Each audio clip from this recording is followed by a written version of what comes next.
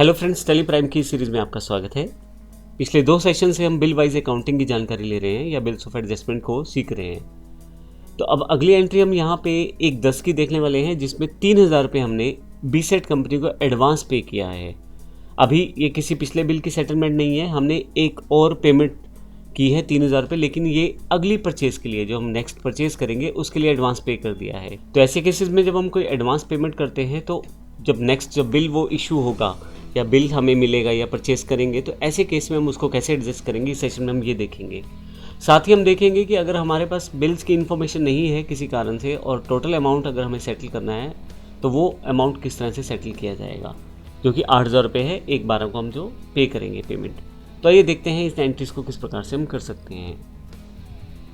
तो सबसे पहले इम्पोर्टेंट ये कि 1/10 तारीख है, यानी कि जो 10वां महीना है उसकी 1 तारीख को मैंने ये पेमेंट दिया है। 3000 रुपये मैंने एडवांस पे किया है।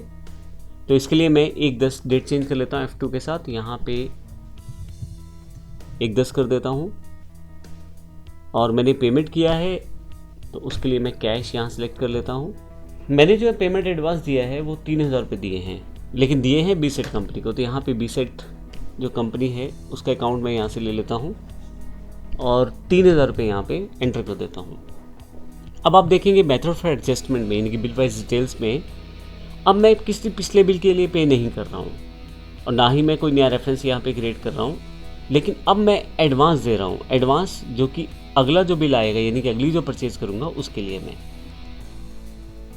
मैंने अगली जो परचेज़ करनी है वो 6000 रुपये की करनी है, लेकिन उससे पहले मैंने 3000 रुपये उनको एडवांस दे दिया है पार्टी को। तो ऐसे एडवांसेस में आप मेथड ऑफ एडजस्टमेंट में जाके एडवांस सेलेक्ट कर लें और यहाँ पे 3000 रुपये मैंने यहाँ टाइप कर दिया है।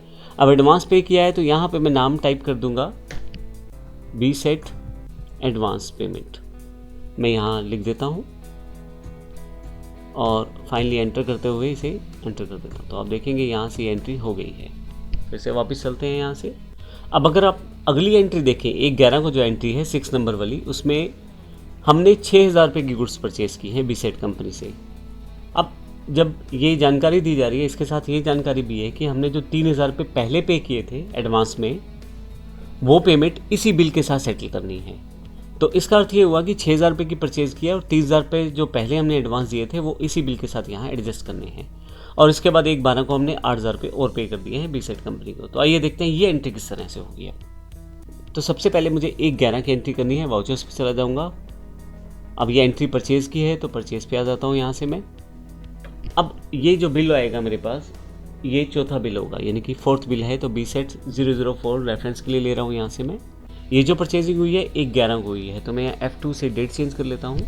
यहाँ पे भी आप डेट चेंज कर लें और पार्टी का जो नाम है वो बीसेट कंपनी है और फाइनली लोकल परचेज़ है। जो अमाउंट है वो परचेज़ की 6000 रुपये की है, लेकिन इससे पहले मैं आपको दिखा दूँ, यहाँ करंट बैलेंस कंपनी का 8000 रुपये दिखा रहा है। और अगर आप GoTo पे जाके वही बिल टाइप करोगे और बिल्स पेबल में देखोगे तो 11000 का बिल अभी आपका ड्यू है, यानी कि अभी उसने एडवांस जो है वो सिलेक्ट नहीं, उसको कहीं भी पुराने अमाउंट के साथ एडजस्ट नहीं किया है, क्योंकि 3000 रुपये हमने पे किए थे एडवांस से, लेकिन पेंडिंग अमाउंट 11000 था, उससे उसने किसी भी तरह से उसको एडजस्ट नहीं किया है, क्योंकि ये पेमेंट एडवांस सेक्शन की है। तो अब जो लोकल परचेज़ हम करने वाले हैं, ये परचेज़ 6000 रुपये की है। मैं एंटर करता हूँ तो मेरे पास देखेंगे आपके पास जो ऑप्शन है बिल वाइज डिटेल्स की आ जाएंगी। यहाँ पे मैं 3000 रुपये इस बिल के लिए पहले ही पे कर चुका हूँ। तो अगेंस्ट रेफरेंस पे जब जाऊँगा तो यहाँ मुझे दिखाया जाएगा कि मेरे पास जो पेंडिंग बिल्स हैं उनकी इन्फॉर्मेशन है। 11000 का एक बिल पेंडिंग है और मैंने 3000 रुपये एडवांस भी पे कर रखा है। उस 3000 को मुझे यहाँ सेटल करना है, तो मैं 3000 टाइप करता हूँ बेस्ट एडवांस में। यहाँ पे मुझे 3000 एडजस्ट करना था। अब बाकी जो 3000 है उसके लिए मैं नया रेफरेंस फिर से क्रिएट कर लेता हूँ, जो कि मेरा बीसेट 004 रहेगा इस बिल के लिए, क्योंकि इस बिल में सिर्फ 3000 ही ड्यू मेरे पास रह गया है। फाइनली एंटर करते हुए मैं इसको यस कर देता हूँ। अब अगर मैं Alt G करके GoTo पे आ जाऊँ और यहाँ पे बिल्स टाइप करूँ तो आप देखेंगे बिल्स पेबल में मेरे पास एक 11000 का बिल पेंडिंग है और एक मेरे पास बीसेट 004 के नाम से 6000 वाला बिल था, उसमें 3000 एडवांस था, तो उसके सिर्फ 3000 ही मुझे देने हैं। तो बिल वाइज डिटेल अगर इस तरह से मैनेज की जाती है तो पूरा डेटा जो है बड़े आसानी से आप समझ जाते हैं कि किस पार्टी का कितना पैसा लेना है और किस पार्टी का कितना पैसा आपको देना है। अब जो नेक्स्ट एंट्री हमारे पास है वो 8000 रुपये की है। बीसेट कंपनी को हमने ऑन अकाउंट पे किया है, मतलब मैं किसी बिल के लिए पे नहीं कर रहा, टोटल लमसम जो पैसा देना है मुझे उसमें से मैंने 8,000 रुपये पे कर दिया है बीसेट कंपनी को। अब ये भी पेमेंट है और ये मैं किस प्रकार से कर सकता हूँ एंट्री, आइए देखते हैं। ये पेमेंट की एंट्री है तो यहाँ से पेमेंट वाउचर सेलेक्ट कर लेता हूँ मैं यहाँ से। इसकी जो डेट है वो 1/12 है तो यहाँ से मैं 1/12 सेलेक्ट कर लेता हूँ। और अकाउंट जो है वो मैं कैश पे कर रहा हूँ, बीसेट कंपनी को पे कर रहा हूँ तो बीसेट का नाम यहाँ से मैं सिलेक्ट कर लेता हूँ।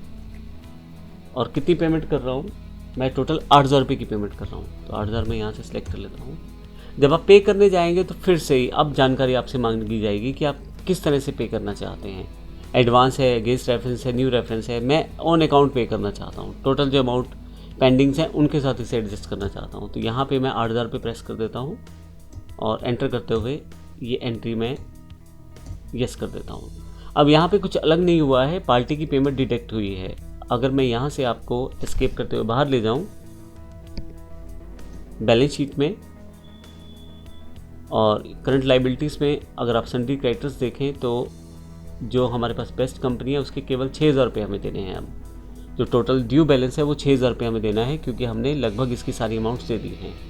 तो वो जो अमाउंट्स हमने दी हैं उसकी इन्फॉर्मेशन भी यहाँ पे डेबिट में दिखाई जा रही है और क्रेडिट में उसके सारे जो बिल्स हमने 5,000, 8,000, 11,000 और 6,000 के जो बिल्स थे उसकी इन्फॉर्मेशन है और जो डेबिट में इन्फॉर्मेशन है, जो पेमेंट हमने कर रखी है उसकी सारी जानकारी यहाँ पे है। तो इस तरह से हमने ये देखा कि हम किस तरह से बिल वाइज डिटेल्स को मैनेज कर सकते हैं और अपने अकाउंट्स को देख सकते हैं किस व्यक्ति के हमें कितने पैसे देने हैं। अगर ऑल्ट जी मैं यहाँ से प्रेस कर दूँ यहाँ से फिर से और यहाँ से मैं बिल टाइप करूँ फिर से, तो आप देखेंगे बिल्स पेबल में अभी भी आपके 2 बिल ड्यू दिखा रहा है। तो जब तक आप अपनी अमाउंट सेटल नहीं करेंगे तब तक ये बिल दिखाता रहेगा। तो आपको ये पता रहेगा कि किस बिल के लिए आपको कितना पेमेंट देना था, कितना पेमेंट आपने दे दिया है। अब टोटल जो अकाउंट का बैलेंस है उसमें आपको कम पैसा देना है। यहाँ सिर्फ बिल वाइज जो इन्फॉर्मेशन है, जब आप इसकी सेटलमेंट करेंगे तो यहाँ से ये बिल्स हटते चले जाएंगे। तो आपके पास एक बिल वाइज रिपोर्ट भी यहाँ पे तैयार होती रहती है। तो इस तरह से हमने देखा इस सेशन में कि किस तरह से बिल वाइज मेंटेन करने पे बैलेंस को हम आसानी से समझ पाते हैं और अपनी रिपोर्ट से ये देख पाते हैं किस व्यक्ति के कितने पैसे हमने देने हैं और कितने पैसे लेने हैं। धन्यवाद।